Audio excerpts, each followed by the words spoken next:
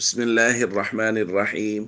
عن أبي عبس رضي الله تعالى عنه قال قال رسول الله صلى الله تعالى عليه وسلم: مغبرت قدما عبد في سبيل الله فتمسه النار. رواہ البخاری۔ نبی کریم صلی اللہ علیہ وسلم نے ارشاد فرمایا: اللہ کی راہ میں گرد آلود ہونے والے پاؤں کو جہنم کی آگ نہیں چھوئے گی۔ دوستو، اللہ کے راستے میں نکلنا، دشمنوں سے لڑنا، یہ بہت اجر و ثواب رکھتا ہے۔ اور یاد رکھیے، نبی کریم صلی اللہ علیہ وسلم تو یہاں تک فرما رہے ہیں کہ صرف اللہ کے راستے میں پاؤں غبار آلود ہو گئے، چلے تو مٹی پاؤں کو لگ گئی، تو اس مٹی لگنے کی بھی برکت اس قدر ظاہر ہوگی کہ ان پاؤں کو جہنم کی آگ نہیں چھوئے گی۔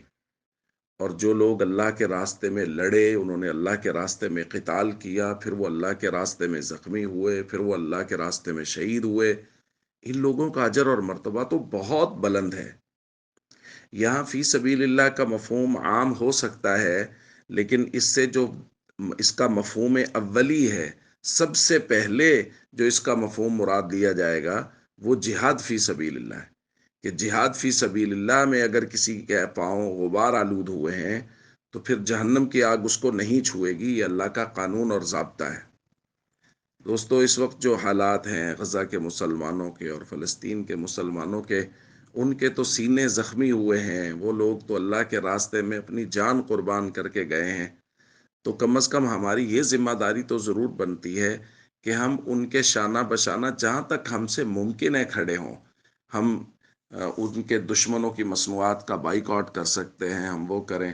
ہم ان کے لیے دعائیں کر سکتے ہیں، نوافل پڑھ سکتے ہیں، آیت کریمہ کا اہتمام کر سکتے ہیں، ان کے لیے مدد و نصرت کی دعائیں کر سکتے ہیں۔